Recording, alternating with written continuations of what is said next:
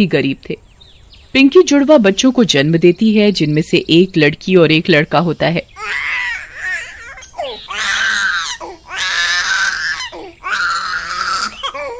अरे रोहन जी, खुश हो जाइए, आपको जुड़वा बच्चे हुए हैं, जिनमें से एक लड़की और एक लड़का है। ये क्या हो गया? ये जुड़वा बच्चे कैसे हो गए? ऊपर से लड़की। मेरे पास तो खाने के पैसे भी नहीं है, मैं 2 बच्चे कैसे पालूंगा? फिर रोहन पिंकी के उठने से पहले उस छोटी बच्ची को लेकर जंगल की ओर जाता है।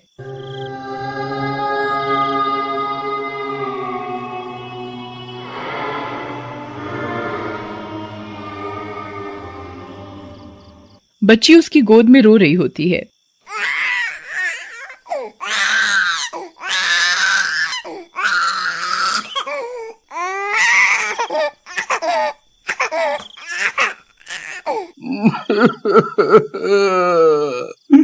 मैं जानता हूँ बेटी, मैं तुझे तेरी माँ से अलग कर रहा हूँ, लेकिन मैं क्या करूँ?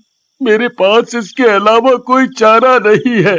मैं अपनी गरीबी के कारण 2 बच्चों का बोझ नहीं उठा सकता, नहीं उठा सकता।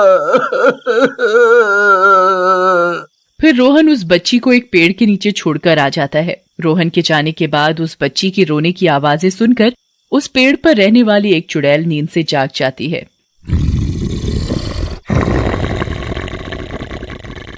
ये कौन है जो इतना जोर जोर से रो रहा है और मेरी नींद और आराम में दखल दे रहा है? चुड़ैल नीचे उतरती है और बच्ची के पास जाती है। ये तो इंसानों की बच्ची है। मजा आ जाएगा, आज तो खाने का इंतजाम हो गया।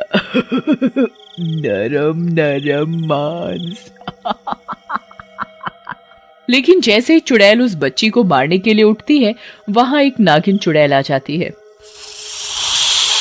रुक जा दुष्ट चुड़ैल, इस बच्ची को क्यों मार रही है? तुझे इस छोटी सी बच्ची पर जरा सी भी दया नहीं आती? छोड़ दे उसे, देख कितनी मासूम है ये। तू कब से इंसानों की दोस्त हो गई नागिन चुड़ैल? हट जा मेरे रास्ते से और मुझे मेरा शिकार करने दे, नहीं तो आज तुझे भी मार डालूंगी। नागिन चुड़ैल और चुड़ैल में लड़ाई शुरू हो जाती है। दोनों में भयंकर लड़ाई होती है, जिसमें नागिन चुड़ैल चुड़ैल को हरा देती है। नागिन चुड़ैल, आज तो तूने मुझे हरा दिया, लेकिन मैं इतनी जल्दी हार नहीं मानूंगी और अपना बदला लेने जरूर आऊंगी। ऐसा कहकर चुड़ैल वहां से चली जाती है। नागिन चुड़ैल उस रोती हुई बच्ची को उठाती है। वाह, कितनी प्यारी बच्ची है, इसे कोई कैसे यहाँ जंगल में मरने के लिए छोड़ सकता है? ये इंसान भी कितना निर्दयी हो गया है। वो बच्ची भी नागिन चुड़ैल की गोद में आकर चुप हो जाती है और नागिन चुड़ैल को देखकर मुस्कुराने लगती है। कितनी प्यारी मुस्कान है बच्ची की। मैंने फैसला कर लिया है, चाहे इंसानों ने इसे छोड़ दिया है, लेकिन मैं इस बच्ची को माँ की कमी नहीं होने दूंगी। मैं पालूंगी इसे। इसके बाद नागिन चुड़ैल एक औरत का रूप बना लेती है और उस बच्ची को पालने लगती है, और बच्ची भी धीरे धीरे बड़ी होने लगती है। नागिन चुड़ैल उस बच्ची का नाम चुटकी रख देती है। एक दिन चुटकी खेलते खेलते नागिन चुड़ैल के पास आती है और बोलती है, माँ, मैं अकेले खेलते खेलते ऊब गई हूँ, यहाँ से चलो। इस जंगल में अकेले कब तक रहेंगे? मैं जब भी आपकी बस्ती में चलने के लिए बोलती हूँ आप टाल देते हो, लेकिन मैं अब आपकी बात नहीं सुनूंगी। अब तो आपको चलना ही होगा।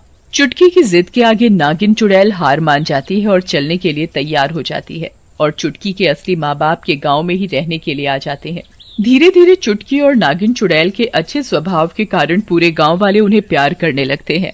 नागिन चुड़ैल भी अपना नाम सुषमा रख लेती है।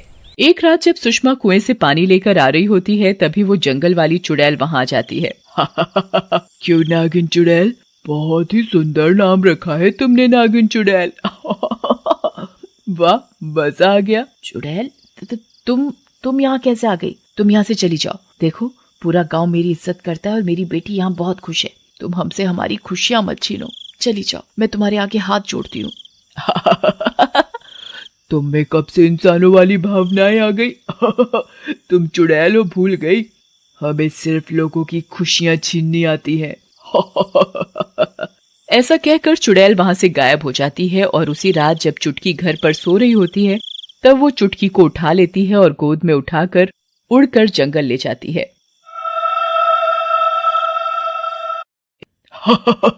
अब मेरा बदला पूरा होगा। इस नागिन चुड़ैल ने मुझसे इस लड़की के लिए लड़ाई की थी ना, अब इस लड़की को मार कर मैं बदला लूंगी। चुड़ैल को चुटकी को इस तरह ले जाते हुए दो गांव वाले देख लेते हैं।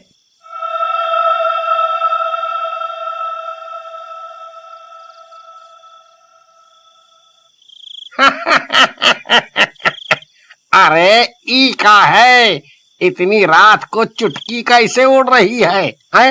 देख देख।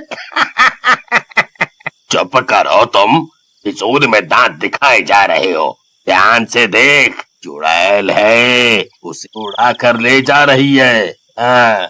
फिर दोनों गांव वाले गांव में आते हैं और जोर जोर से सुषमा को बुलाते हैं। ओ सुषमा बहन, जरा बाहर आओ, देखो चुटकी को चुड़ैल ले गई है, बाहर आओ। इस चुड़ैल को मैं जानती हूँ, इसने अच्छा नहीं किया, मैं इस चुड़ैल को नहीं छोड़ूंगी।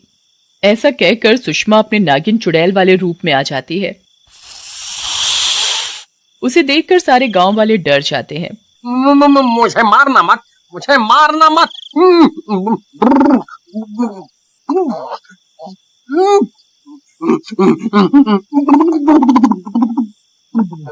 तब तक वहां रोहन और पिंकी भी आ जाते हैं। अरे सुषमा बहन, ई का हुआ? तुम भी चुड़ैल हो क्या? हाँ भाई, मैं भी चुड़ैल हूँ और इस चुटकी के प्यार के कारण मैं इस रूप में तुम लोगों के बीच में रह रही थी। जब उसे कोई छोड़ गया था मरने के लिए जंगल में, तब से लेकर आज तक मैंने उसे अपनी बेटी ही माना है। चुड़ैल की ये बात सुनकर रोहन बोलता है,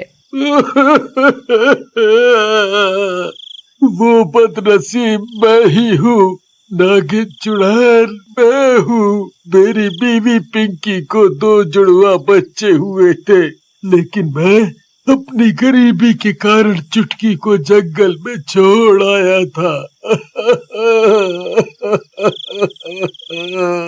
मैं तुम्हें कभी माफ नहीं करूंगी। तुमने एक माँ से बच्चे को छीना है, अब मुझे मेरी बेटी वापस चाहिए। तुम चिंता मत करो रोहन भैया, मैं चुटकी को लेकर ही आऊंगी, चाहे मुझे अपनी बेटी की जान बचाने के लिए अपनी जान क्यों न देनी पड़े।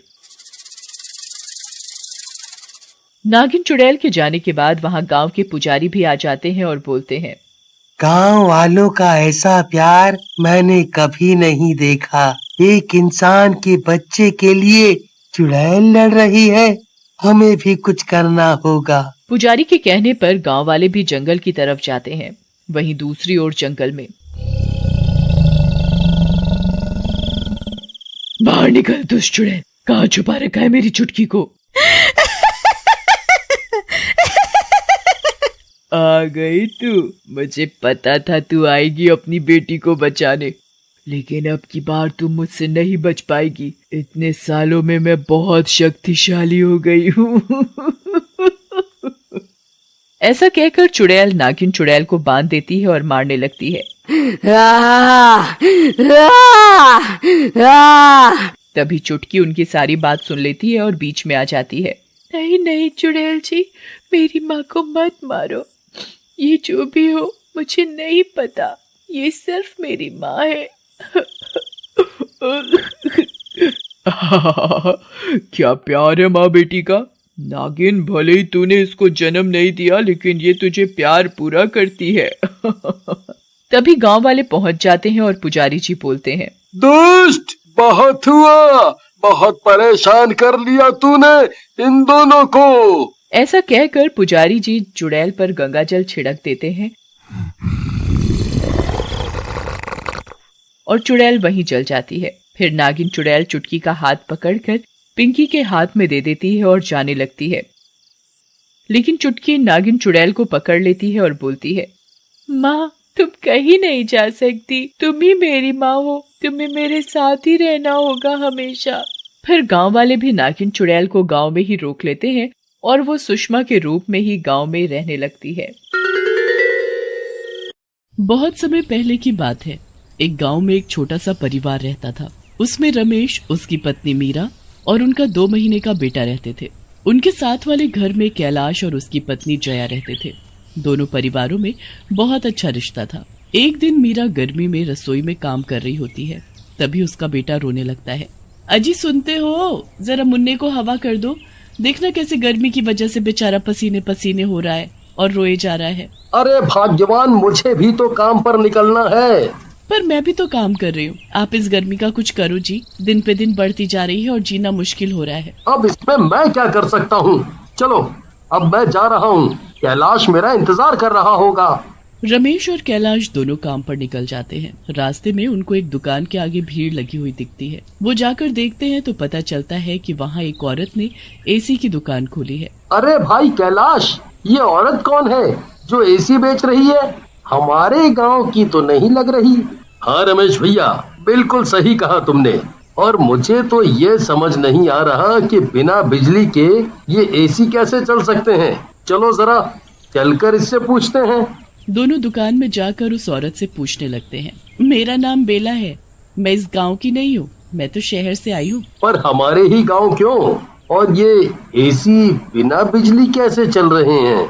यही तो कमाल है मेरी एसी का कि ये बिना बिजली के चलते हैं और बिल्कुल ठंडी हवा देते हैं। आजकल शहर में जाने कितनी नई नई तकनीक आ गई है, आपको नहीं पता। और मुझे पता चला है कि इस गांव में बिजली नहीं है और यहाँ के लोग बड़े ही परेशान हैं। तो मैंने सोचा कि क्यों ना मैं अपनी दुकान यहाँ ही खोल लूं, यहाँ काफी अच्छी चलेगी। हाँ, पर यहाँ तुम्हारी दुकान नहीं चलेगी। इतनी महंगी चीज यहाँ किसी के बस की नहीं है खरीद पाना। अरे भैया, कोई महंगा नहीं है ये एसी, बस 2000 रुपए का है।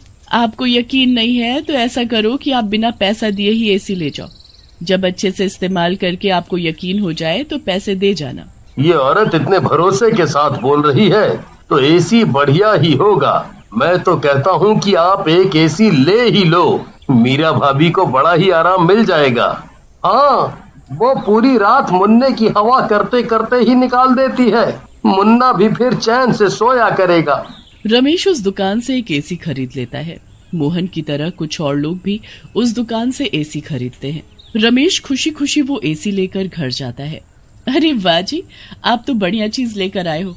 अब तो हम चैन से ठंडी हवा लेंगे। जल्दी से इसे लगा दो, मुझे इसकी ठंडी हवा खानी है। रमेश अपने घर में एसी लगा देता है और उसकी तरह बाकी लोग भी अपने अपने घरों में एसी लगा देते हैं। बेला पहले ही दिन काफी एसी बेच देती है। वो बड़ी ही खुश होकर अपने घर जाती है और फिर एक चुड़ैल में बदल जाती है। कितने पागल लोग हैं इस गांव के जो इतना भी नहीं समझ पाए कि बिना बिजली के एसी कैसे चल सकता है। अब इनको पता चलेगा कि कैसे एसी की जादुई हवा इनको हमेशा के लिए सुला देगी और फिर पूरे गांव पर मेरा राज होगा। ऐसे ही धीरे धीरे मैं पूरी दुनिया को सुला दूंगी और बस फिर पूरी दुनिया पर मेरा राज चलेगा। चुड़ैल यहाँ खुश हो रही होती है और दूसरी तरफ रमेश, मीरा और उनका बेटा मजे से एसी की ठंडी हवा में सो रहे होते हैं। उनकी तरह गांव के कितने लोग एसी की ठंडी हवा में सो जाते हैं। पूरी रात उनको इतनी चैन की नींद आती है कि उनकी एक बार भी आंख नहीं खुलती। अरे, ये मीरा भाभी अभी तक बाहर नहीं आई। आज मुन्ने की भी आवाज नहीं आ रही। सब ठीक तो है ना? अरे वो मजे में एसी में सो रहे होंगे। हाँ, ऐसा भी क्या सोना कि 11 बज गया और उन्हें होश ही नहीं है। मैं जाकर अभी उठाती हूँ। जया उनका दरवाजा खटखटाती है पर कोई दरवाजा ही नहीं खुलता। वो दोनों को आवाज भी देती है पर कोई नहीं सुनता। परेशान होकर जया वापस आ जाती है। जब शाम को जया कुछ काम से बाहर आंगन में जाती है तो देखती है कि रमेश के घर का दरवाजा अभी भी बंद है। वो फिर से जाकर खटखटाती है पर फिर भी कोई दरवाजा नहीं खोलता। अब तो जया को चिंता होने लगती है। वो वहाँ 2-4 लोगों को बुलाती है जो दरवाजे को तोड़ ही देते हैं। अंदर रमेश, मीरा और उनका बेटा आराम से सो रहे होते हैं। जया जल्दी से जाकर उन्हें जगाती है पर वो तो टस से मस नहीं होते। कैलाश जल्दी से डॉक्टर को लेकर आता है। डॉक्टर उनको चेक करता है तो उसे भी कुछ समझ। डॉक्टर वहाँ से चला जाता है और वो तीनों सोते रहते हैं। उन तीनों को सोते सोते पूरे 24 घंटे बीत जाते हैं पर वो नहीं उठते। उसके बाद गांव के कुछ और लोगों के बारे में भी यही सुनने को मिलता है कि वो उठ नहीं रहे। अब पूरे गांव में ये बात आग की तरह फैल जाती है कि आखिर ये हो क्या रहा है। जया और कैलाश मीरा और रमेश के बहुत ही अच्छे पड़ोसी होते हैं और वो उनके लिए बहुत चिंता में होते हैं। जया तो एक पल भी चैन से नहीं बैठती। वो बार बार मीरा और रमेश के घर में जाकर उनको देखती रहती। एक बार जब वो वहाँ जाकर उनको देखती है तो उसकी नजर उस एसी पर जाती है।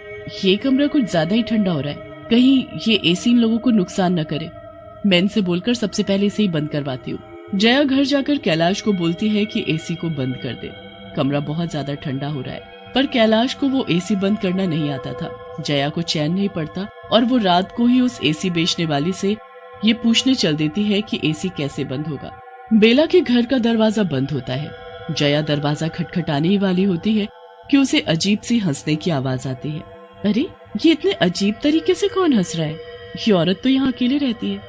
जया छुपकर एक खिड़की से झांक कर अंदर देखने लगती है तो अंदर का नजारा देख उसके होश उड़ जाते हैं।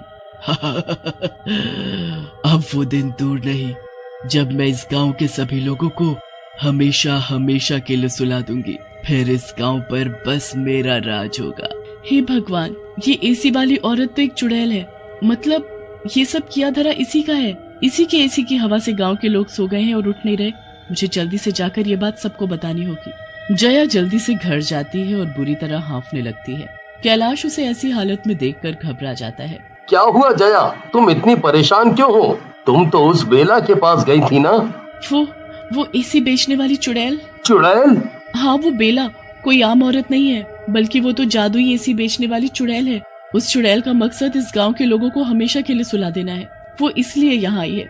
उसका एसी जिन जिन लोगों ने अपने घर में लगाए है वो सोकर उठ ही नहीं रहे, क्योंकि उस एसी की हवा जादुई है जो सबको एक बार सुला देती है तो उठने ही नहीं देती। हे भगवान, अब हम क्या करेंगे जया? कैसे उस चुड़ैल को खत्म करें और गांव के लोगों को बचाएं? मेरे पास एक तरीका है। अगर वो काम कर गया तो चुड़ैल भी मर जाएगी और फिर सब ठीक हो जाएंगे। पर हमें और लोगों की मदद की भी जरूरत होगी। चलो पहले कुछ लोगों को इकट्ठा करते हैं और उनको सारी बात बताते हैं। जया और कैलाश कुछ गांव वालों को इकट्ठा करते हैं और फिर जया सबको चुड़ैल को मारने की तरकीब बताती है। अगले दिन रमा और कैलाश बेला की दुकान पर जाते हैं। अरे बहन, ये एसी कितने का दिया? ये तो बस 2000 रुपए का है। वो तो ठीक है, पर ये ठीक से चलता भी है कि नहीं? अरे, आप इसे अपने घर में लगा कर तो देखो। ये आपका घर शिमला ना बना दे तो मेरा नाम बेला नहीं। हाँ, मैं ऐसी हवाबाजी बातों पर यकीन नहीं करती। अरे, मैंने कहा ना ये बढ़िया चलेगा, वरना पूरे पैसे वापस। अजय, आप चलो यहाँ से। ये औरत तो हमें पागल बना रही है। इसके खटारे एसी चलते ही नहीं है, इसीलिए ऐसे ही बिना चेक कराए हमें चेप रही है। बेला जया की बात सुनकर चिढ़ जाती है। वो गुस्से में आकर जया से लड़ने लगती है और मौके का फायदा उठाकर कैलाश उस दुकान की चाबी उठा लेता है। फिर दोनों झगड़ा खत्म करके वहाँ से निकल लेते हैं। सब लोग रात होने का इंतजार करते हैं। जैसे ही रात होती है, जया और कैलाश चुड़ैल के घर जाते हैं और खिड़की से झांक कर देखते हैं कि चुड़ैल सोई है या नहीं। जैसे ही चुड़ैल सो जाती है, वो गांव वालों के साथ मिलकर उसकी दुकान पर जाते हैं और दुकान खोलकर उसमें से सारे एसी निकाल लेते हैं। उसके बाद वो लोगों के घरों में लगे हुए एसी भी निकाल लेते हैं। सब लोग मिलकर सारे एसी चुड़ैल के घर ले जाते हैं और उसके घर की सारी खिड़कियों में फिट कर देते हैं। कुछ ही देर में चुड़ैल का घर बर्फ जैसा ठंडा हो जाता है। चुड़ैल उस एसी की हवा में मजे से सोती है और फिर कभी दोबारा नहीं उठती। चलो चलो, अब बाकी लोगों को जाकर देखते हैं। एसी की ठंडी हवा से वो लोग सोए थे ना, पर अब तो हमने सारे एसी निकाल लिए तो सबके घर वापस पहले जैसे गर्म हो गए होंगे। सबसे पहले सब मीरा और रमेश के घर जाकर देखते हैं तो वो नींद से उठ जाते हैं। जया खुशी से मीरा को गले लगा लेती है। आप सब लोग यहाँ कैसे? और मुझे ऐसे क्यों लग रहा है जैसे मैं बहुत दिनों बाद सोकर उठी हूँ? जया मीरा और रमेश को सारी बात बताती है। उसके बाद गांव के सभी सोए हुए लोग गर्मी से वापस जाग जाते हैं और अपने गांव की ताजा हवा में खुश रहने लगते हैं, जो शहर की एसी की हवा से लाख गुना अच्छी होती है।